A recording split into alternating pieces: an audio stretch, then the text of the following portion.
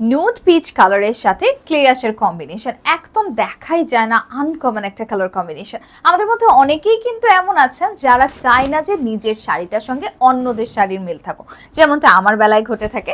তো সেই জায়গা থেকে বলবো, এরকম একটা শাড়ি নিলে কিন্তু আপনার শাড়ির সাথে ধারে কাছে কাছে পিঠে কোথাও আপনার শাড়ির মতো শাড়ি আপনি আর দুটো দেখতে পাবেন না।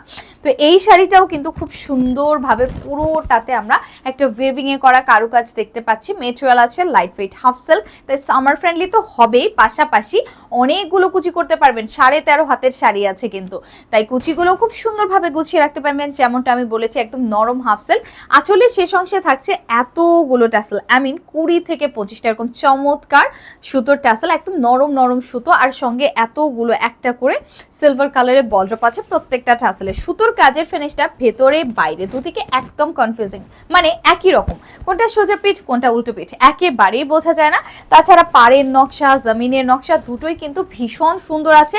শাড়িটা পরলে যারা ওভার সাইজ প্লাস সাইজ যাচ্ছেন, একদমই মনে হবে না যে শাড়ি ফুলে আছে এবং আপনাকে আরো একটুখানি ওভার সাইজ দেখাচ্ছে।